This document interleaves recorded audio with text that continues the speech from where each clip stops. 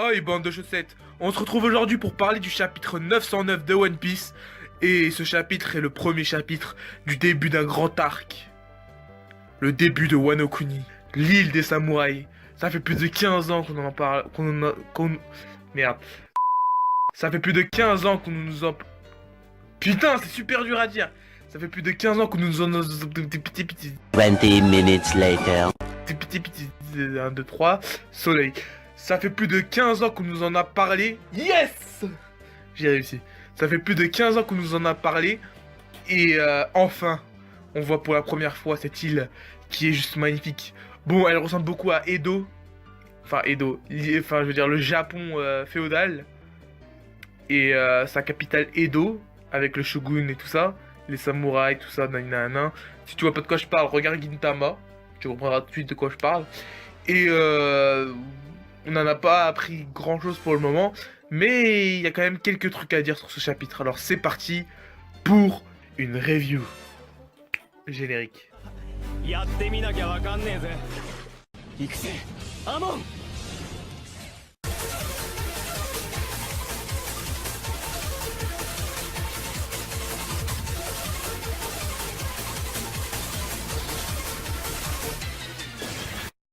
Ce chapitre se passe donc en deux parties. La première partie avec Nekomamushi et Marco le Phénix.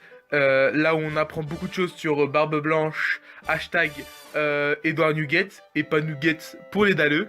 Et la deuxième partie qui se passe avec Zoro, Usopp, Franky, Robin, etc. sur Wano Kuni. Enfin, Luffy n'est toujours pas arrivé, mais on peut au moins avoir du Zoro. Ça fait plus de 2 ans, je crois, ça fait pas plus de 2 ans, mais à peu près 2 ans qu'on n'a pas eu du Zoro en manga. En animé, ça va faire 1 an.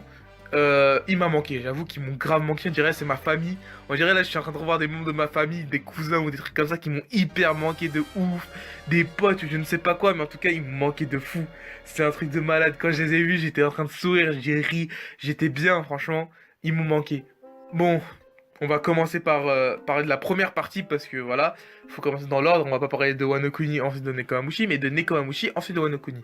Donc c'est parti, première partie. Je sais pas pourquoi j'y prends un accent anglais, mais je galère dans ma vie les gars, je galère. Ouais. Bon, dans cette première partie, on se retrouve quelque part dans le Nouveau Monde, et ce quelque part, c'est là où Ace et Barbe Blanche sont enterrés, et aussi là où Barbe Blanche a grandi.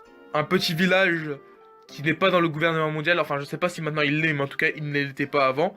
Et du coup il y avait beaucoup de, comment dire, de pirates et d'hors-la-loi qui venaient dans cette île. Ce qui fait qu'il y a eu beaucoup de morts, étant donné que les hors-la-loi peuvent tuer les gens. Et donc que les enfants se retrouvent orphelins. Ou alors des pirates ou des trucs comme ça qui pourraient, bon je vais être violent dans mes propos, mais qui pourraient violer des femmes.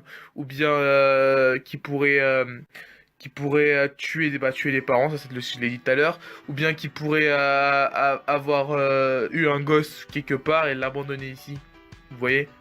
Et du coup, Barbe Blanche fait partie de ces orphelins quand elle était petit. D'ailleurs, t'es trop mignon quand elle était petit avec ses gros yeux. Bref, je m'égare. Je reprends mon sérieux. On a vu Marco le Phénix qui a un petit peu vieilli, un tout petit peu, hein, franchement, on peut le dire, il a un tout petit peu vieilli. Et ses lunettes, elles lui vont vraiment pas. Et je crois que Marco le Phénix, malheureusement, ne fera pas partie de cette guerre face à Kaido. Parce que il a peur que Webble vienne dans cette île et la détruise pendant que lui, il n'est pas là. Donc il préfère surveiller le dernier souvenir qui reste de Barbe Blanche. Et je le comprends. Et ils ont parlé de Webble justement. Marco et le Phénix c'est courant pour Webble et sa mère. On a appris que la mère de Webble elle faisait partie de l'équipage de Barbe Blanche. On a appris que Webble. On sait toujours pas si c'est le fils de Barbe Blanche. En tout cas, ce qu'on sait, c'est qu'il n'a aucun héritage et que il cherche l'héritage de son père. Et Webble.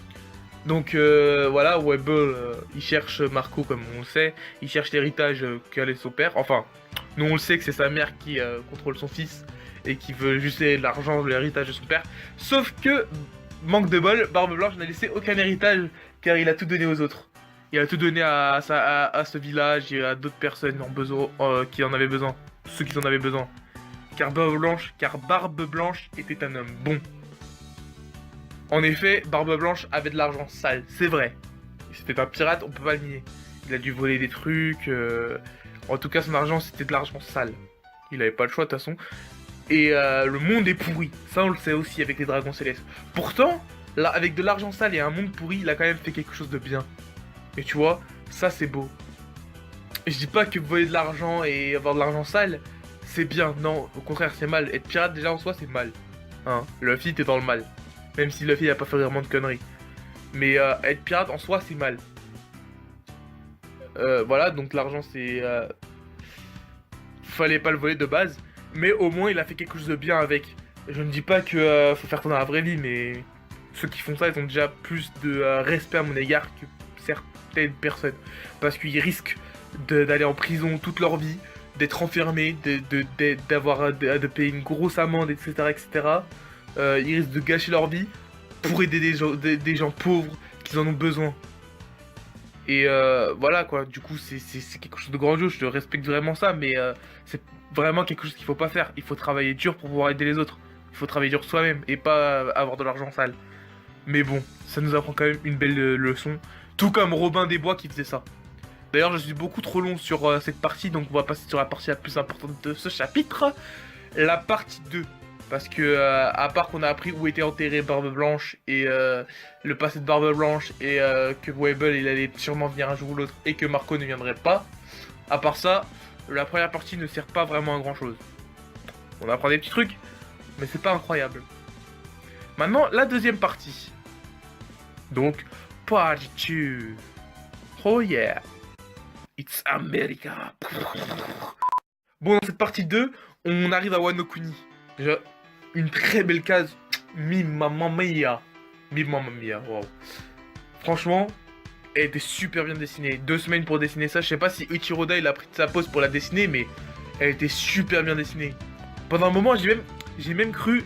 Là, les gens ils vont me tuer, mais pendant 3 secondes, j'ai même cru que c'était Miura qui avait dessiné. L'auteur de Berserk, pour ceux qui ne le savaient pas. Pendant 1 seconde, j'ai cru que c'était lui. Après, j'ai fait non, ça se voit que c'est du Ichiroda quand même. Miura, il dessine bien mieux, il prend son temps. Et même si Ichiroda dessine vraiment très bien les bâtiments, etc. Je dis pas qu'il dessine mal les personnages. Il dessine juste avec son design à lui. Et c'est parfait ainsi. Moi, j'adore. Après, il y en a qui n'aiment pas, ça c'est leur problème. Personnellement, moi je kiffe. Donc voilà. Ensuite, dans cette partie 2, on voit en premier Franky. Je sais plus quel nom il a pris, mais Franky. Enfin, ils sont tous, ils ont tous un nom, comment dire, japonais, samouraï un petit peu, tu vois. Genre, ils prennent un nom chelou.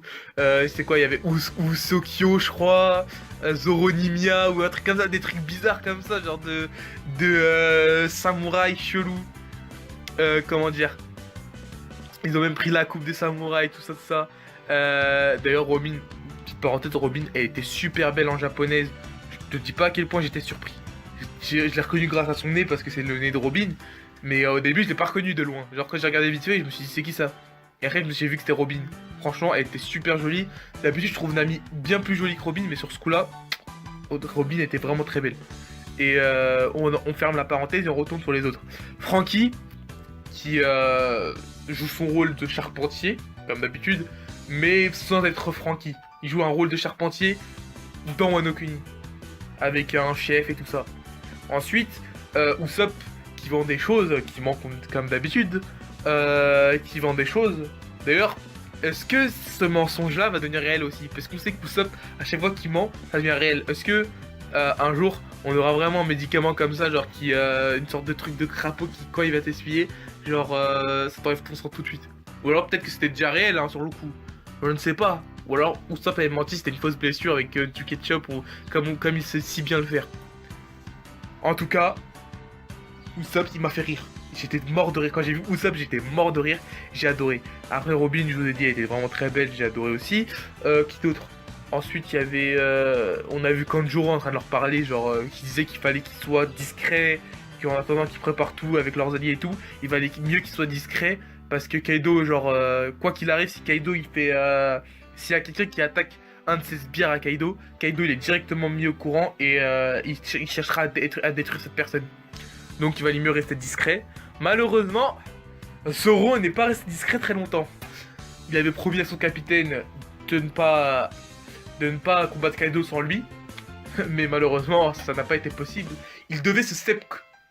Pour ceux qui savent pas, ce seppuku, bon, de toute façon, je pense que tout le monde le sait, mais ceux qui ne le savent pas en cas où, les samouraïs devaient se seppuku parce que ils avaient fait des conneries, on va dire. Genre, c'est comme la, comment on appelle ça, la mise à mort. C'est comme si c'était une mise à mort. Ils devaient se tuer, mais avec honneur. Donc, ce qu'ils devaient faire, c'était qu'ils devaient se mettre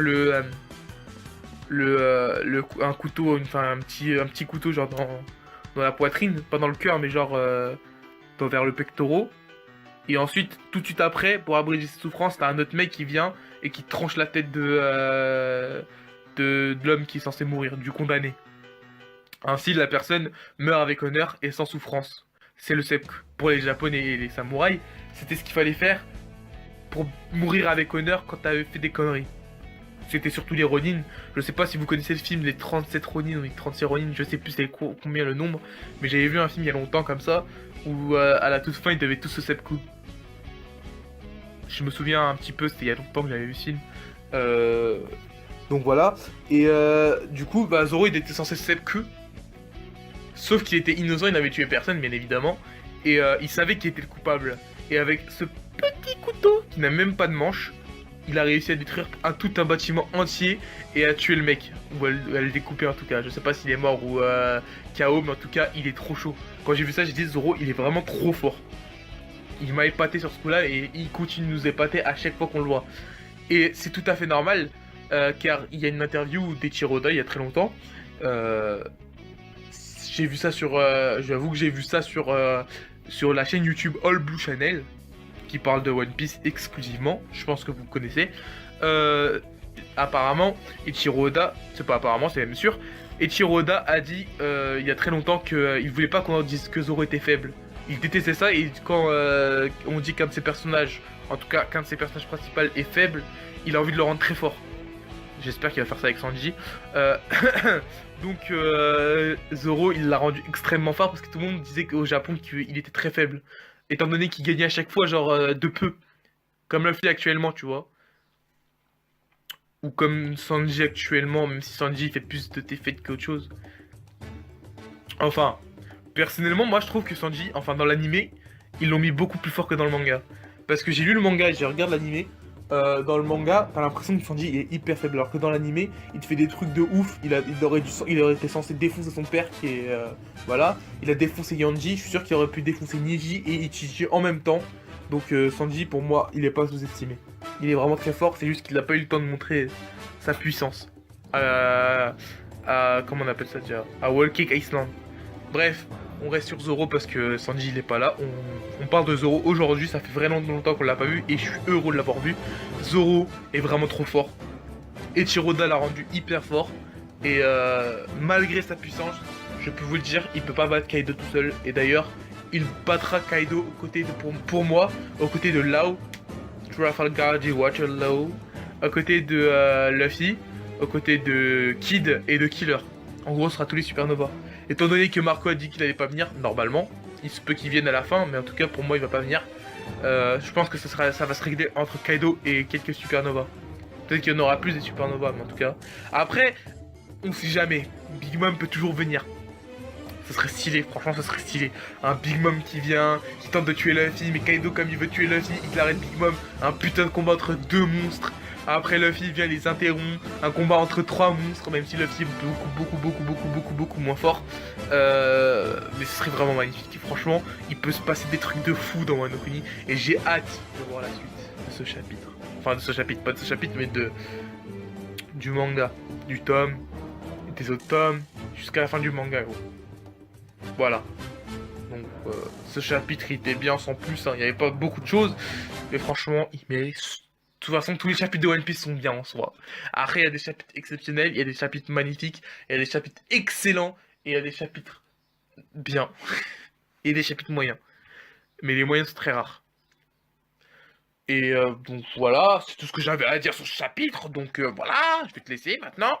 Hein, n'hésite pas à t'abonner à la chaîne, à appuyer sur la petite clochette, parce qu'il y aura des choses qui vont arriver très bientôt sur des jeux. Si tu aimes des jeux à la Fortnite, PUBG ou autres, tu vas être servi. Oui, monsieur, tu vas être très très servi. Il y aura aussi d'autres mangas qui vont arriver. Je vais sûrement faire Boruto. Je sais pas encore si je vais reprendre Steins Gate Zero. Je pense que je vais laisser finir. Je vais arrêter de faire des reviews. Je vais le laisser finir et faire une review complète de la saison de l'anime Steins Gate Zero. Bon, en tout cas, on revient en force, les amis. On va faire plein de choses sur cette chaîne. Je vais sûrement parler d'autres mangas. Là, je vais bientôt terminer le manga Détective Conan que j'ai commencé il y a quelques temps. Il y a 4-5 mois, je l'ai commencé. C'était chaud. J'avoue, c'était chaud. Mais je suis à 700 épisodes maintenant. À 700 épisodes et je vais kiffer. J'ai kiffé en tout cas. Et quand j'aurai rattrapé le tout, bah, je vous ferai des vidéos dessus.